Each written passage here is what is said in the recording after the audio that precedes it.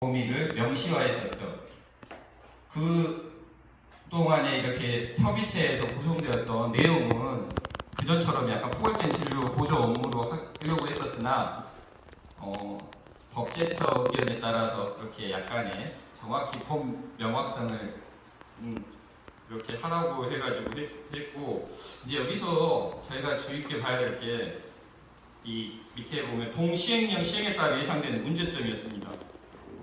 이제 안 보이실 것 같아요. 제가 읽어드릴게요. 직역 간 갈등 마찰 우려, 치과 위생사 채용에 어려움이 있으며 이 채용 시 해당 업무를 치과 의사가 직접 수행함에 따라서 진료 시 비효율이 되고, 간호조무사는 치과 위생사 신규 채용 수요 발생으로 해당 의료기관에서 해고될 가능성이 높아지는 등 고용 불안정을 우려한다.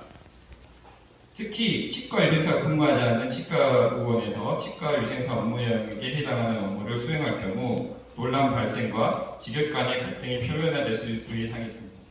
이거는 세계 단체가 다 복지부도 정부도 예상했던 바였습니다. 그래서 이제 마지막 이 단체들이 4개 단체들이 합의사항 만미에 향후 치과 의료 현장에서 근무하는 간호조무사 역할에 대한 합리적인 방안을 마련할 필요성에 공감을 하고, 대한치과위생사협회도 이제 향후 간호조무사의 업무 범위 확대에 구두로 약속을 했습니다. 구두로.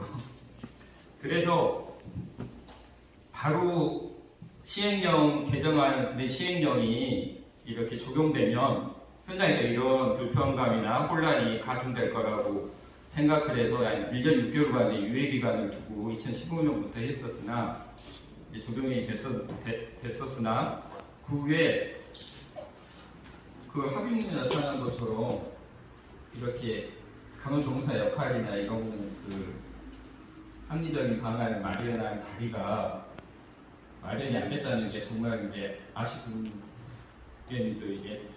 그게 이제 각 지역마다 왜 그랬냐면, 그런 자리는 자꾸 마련이 돼 있었는데 정부에서는 치과계 구성원들 간의 합의점을 찾아오라는 일관된 주장과 각 지역 단체들의 이제 너무 상이한 자기 어차피 이익단체이기 때문에 자기 단체 위주의 그거를 내세웠기 때문에 이게 계속 제자리 걸음만 하다가 지금까지 왔던 것 같습니다. 그러니까 지금이라도 치과계가 모여서 이 부분을 다시 정리하고 하나의 안을 도출해서 복지부가 대화할 수도 있겠지만, 제 경험이나 지금까지 이루어진 걸로 봐서는 복지부 주도의 협의체 구성이 절대적으로 필요하다고 생각됩니다. 그리고 이제 나머지 이거는 여러 패널님께서 구체적으로 이야기를 많이 하셨기 때문에 이 치위생과의 입학 정원 확대에 대해서는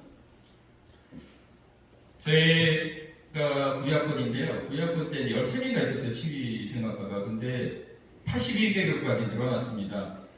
근데 그게 애석하게도 전부 지방 소도시 중심으로 치위생학과가 신설되면서 나중에 이제 전부 졸업을 하고 대도시 수도권 쪽으로 취업 편중이 일어나과 동시에 그게 향후에 이제 대부분이 여성이다 보니까 결혼, 출산, 육아에 하면서 경력 단절되는 비율이 너무 높아졌습니다. 그게. 그래서 이제 저희 집행 때는 지방에 있는 치위생학과의 신설보다는 입학 정원 확대보다는 수도권 지역에 그 입학 정원을 신설은 되게 어려웠고요. 입학 정원을 확대하는 쪽으로 노력을 했었습니다.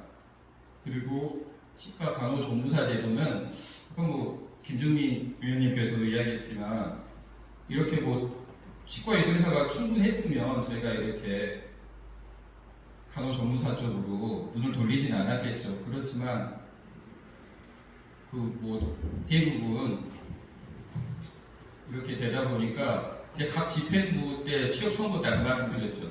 여기 보면 치과 전문 간호조무사 제도 법제화, 미국식 덴탈 어시스턴트 제도의 도입, 이런 게 이슈가 됐었는데, 그때마다 새로운 직역의 도입이 현 상황에 혼란만 가중시킨다는 유관단체 입장과 이제 아까 말씀드렸듯이 먼저 치과 구성자 합의를 이끌어오는 정부의 원칙적인 입장으로 난항을 겪었습니다.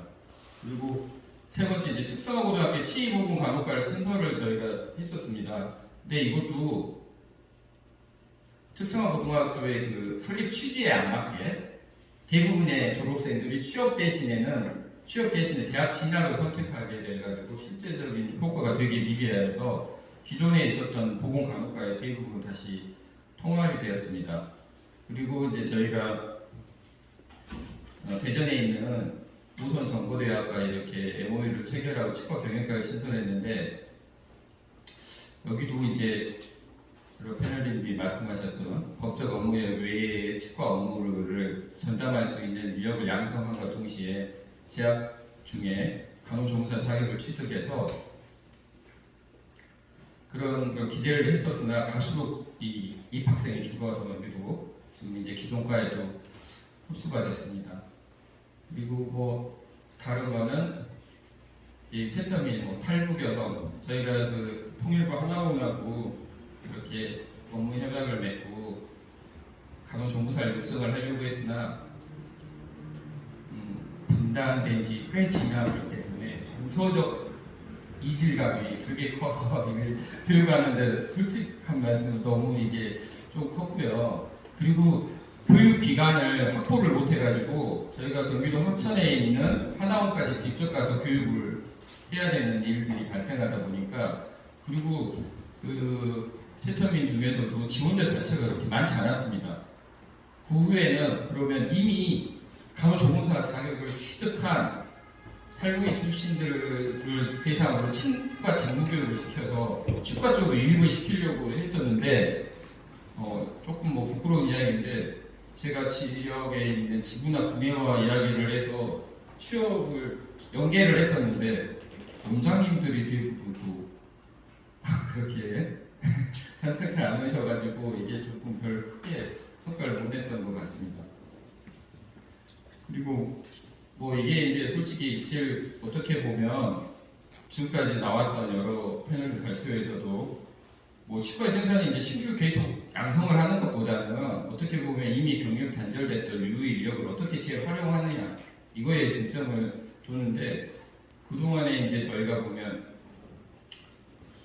그 재취업 프로그램 경력 단절 재취업 프로그램 운영을 국비 지원을 받아서 하려고 했는데 이거 저희가 한 게 아니고 대한치과위생사협회에서 운영을 했었는데 그것도 저도 강사로 가보고 했었는데 이게 의외로 진행이 잘 안 됐어요. 되게 그랬고 나머지 이제 이것도 또 국비 지원의 시간 선택지 유형 근무제 활용 등으로 이제 근무 형태를 좀 변화를 주는데 애석하게도 원장이 현장에서 원했던 시간대야 구직자들이 원했던 시간대가 맞지 않아서 이게 많이 큰 효과를 보지 못했던 것 같습니다. 그래서 제가 담당 이사로 있을 때 이제 생각이 냈던 게 의료법에 나와 있는 간호 재취업 교육센터와 같이 이 어떻게 보면 먼저 이제 저런 교육 프로그램보다도 유익 인력을 어떻게 체계적으로 관리하는가가 되게 중요하거든요. 그래서 그런 센터를 저희가 이제 그 치과의료사협회나 간호정보사협회나 정부가 이게 머리를 맞대고 지속적으로 노력을 해야 될 상황인 것 같습니다. 그리고 뭐 나머지 이제 아까 말씀 많이 했듯이 서울시 치과의사회나 이제 분해 같은 중부 치과의사회에서 했던 거 그리고 경기도에서도 여러 분야에서 했던 것처럼 법적 업무 범위 외에 치과 업무를 전담할 수 있는 인력을 양성하는 데 노력을 했고 여기서 나왔지만 일반 지방 분야에서 직접 간호학원을 운영하시는 분야도 있었습니다. 그리고 아까 제가 지금 뭐 현재 보조 인력 정책의 가장 큰 핵심 문제라고 했던 업무 범위 조정 이거는 지금까지 계속 이야기를 했기 때문에 넘어가겠습니다. 그리고 이제 그 밖에 노력도 뭐 해외 인력 도입을 추진을 할 때 했습니다. 이거는 경기도 치과의사에서 공청회까지 했었는데 이게 이제 각 나라마다 약간의 제도의 상이성이 있습니다. 치과의료사 제도가 있고 없고 또 조무사 제도 있고 없고의 차이도 있었고 또 국내 비자 취득 E7 비자를 해야 되는데 이 가장 큰 자격 요건이 5인 이상이어야 되는데 저희 치과은 5인 미만인 치과가 되게 부분을 차지하고 있었기 때문에 이게 되게 현실성이 떨어졌었고요.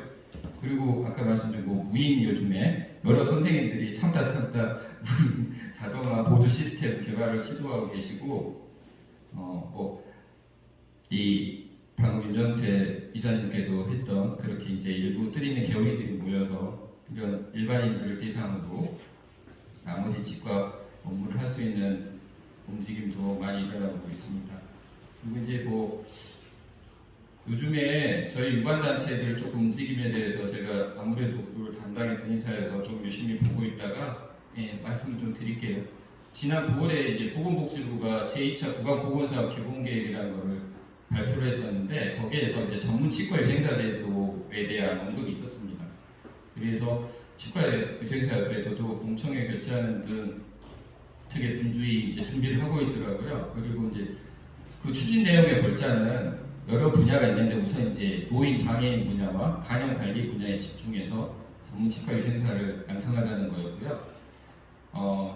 또 하나의 저희 이제 카운터 파트너의 대한간호조무사협회는 이미 시행 중인 방문간호조무사를 비롯해서 이제 치과 한방 같은 분야별 간호조무사 제도를 법제화하기 위해서 노력을 하고 있습니다. 이게 제가 그냥 너무 간단히 막 넘어가니까 알겠는데 방금 이제 각 유관단체 움직임을 보더라도 앞으로도 어떻게 보면 이제 치과 위생사의 전문성을 약간 강화되는 방향일 것 같고요. 이제 치과 조무사 제도의 도입에 따른 관련법의 개정도 저희와 간호조무사협회 유관단체 정부의 노력으로 어느 정도 이제 하셔야 될 것 같고 법적 업무 외에 치과 업무를 담당하는 인력 양성 등 전체적으로 이제 치과 진료팀의 개편이 어느 정도 필요할 것으로 저는 생각이 됩니다. 또 이에 맞춰서 김진민 의원님 말씀하셨듯이 이런 교육 과정의 개발과 이제 운영이 지속적인 운영이 꼭 필요할 거라고 생각이 되고요. 결론적으로는 저희 치과 진료팀이 하나의 팀으로서 각 직역의 역량을 어떻게 활용하는 것이 효과적인지를 먼저 고심을 좀 해야 되고요. 또 그것이 나가는 치과 의료 서비스의 생산성을 어떻게 높인가 동시에 국민의 건강 증진에 어떻게 기여할 수 있는가에 저희 이제 치과계 단체들이 머리를 맞대 공동 연구와 논의가 지속적으로 필요할 것으로 생각됩니다. 그리고 무엇보다도 지금까지 잘 안 이루어졌던 게 각 직역과 저희가 하나의 치과 진료팀으로서 상호 이해와 존중, 협력하는 자세가 밑바탕이 돼야 될 거라고 믿습니다. 이상입니다. 감사합니다.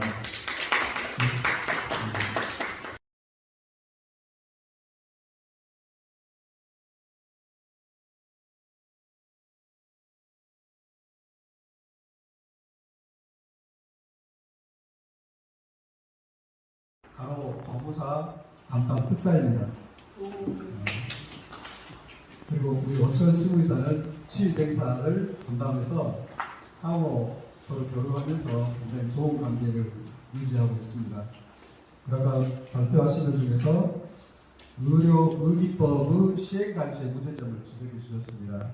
그 당시에 직역과 업무 영역 부분이 우리 유관단체끼리의 갈등과 보조 인력난이 가중될 거라는 예상을 하고 있었었고 또 그거에 대해서 추후 협의하고 소통하자는 게 중단되었다고 합니다. 그리고 제안하신 것은 상생과 소통을 위하여 보건복지부 내에 유관단체 협의체를 구성하기를 제안하셨습니다. 좋은 의견 감사합니다. 저 이상으로 패널 발표는 마치고 질의 응답을 할 텐데 좀 새로 오신 분도 있고 하니 5분 휴식을 하고 5분 뒤에 한 30분 정도, 길면 30분 정도 질의 응답 시간을 갖도록 하겠습니다. 잠시